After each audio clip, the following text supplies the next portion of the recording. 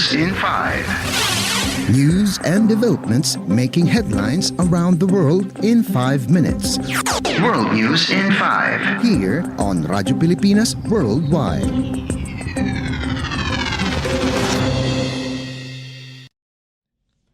Good day. This is World News in 5 here on Radyo Pilipinas World Service. Israeli Prime Minister Benjamin Netanyahu said on Wednesday that his country will decide on its own how to respond to Iran's missile and drone attacks last weekend, even as Western countries pleaded for restraint to avoid an all-out Middle East warfare.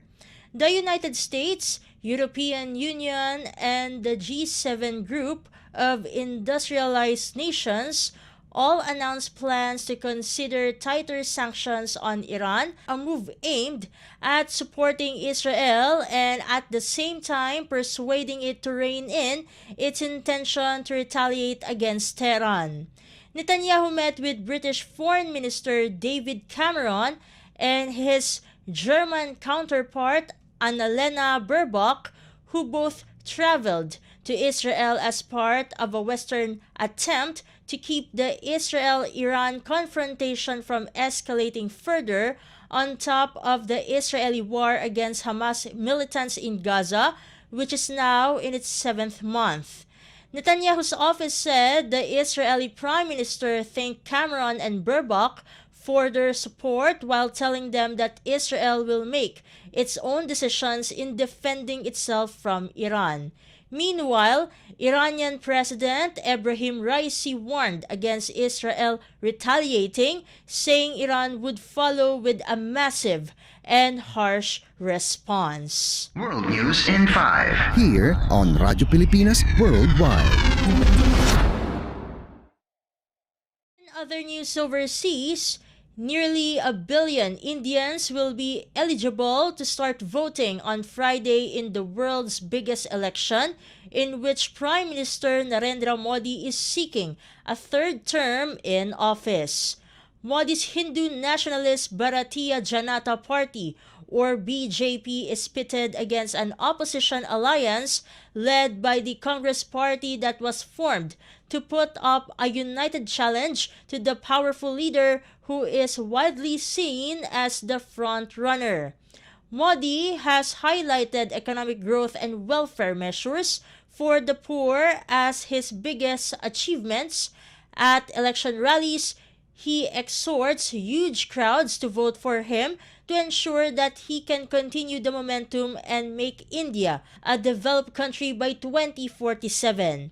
The India, or Indian National Developmental Inclusive Alliance, which consists of over 24 opposition parties, has flagged joblessness and what it says is a threat to the country's democratic and secular credentials as key issues in the race.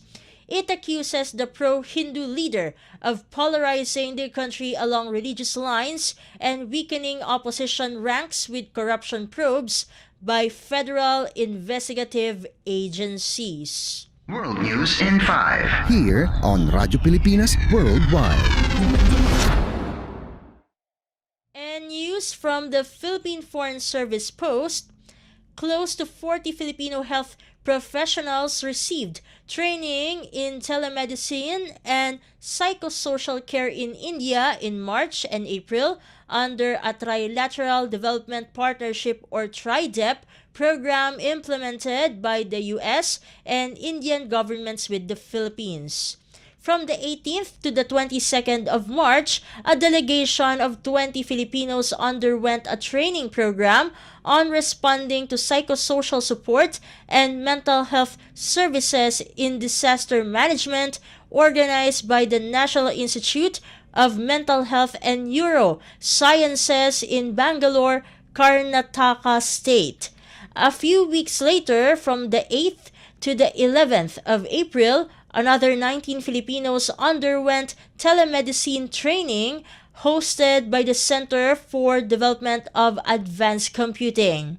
Celebrating the successful conclusion of the 2 trainings, a reception was hosted by U.S. Ambassador to India, Eric M. Garcetti, at his residence for the Filipino telemedicine trainees on the 12th of April. Ambassador Josel F. Ignacio and officials of the Indian Ministry of Foreign Affairs and other partners attended. Addressing the reception, Ambassador Ignacio expressed profound appreciation to the U.S. and Indian governments for engaging the Philippines as a third country TRIDEP partner.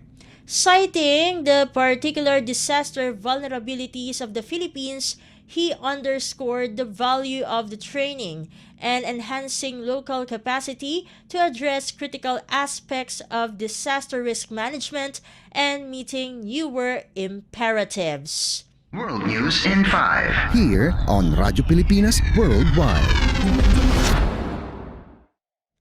And that concludes today's edition of World News in 5. For Radyo Pilipinas World Service, this has been Steph Vicente. Good day and stay safe, everyone. World News in 5. News and developments making headlines around the world in 5 minutes. World News in 5. Here on Radyo Pilipinas Worldwide.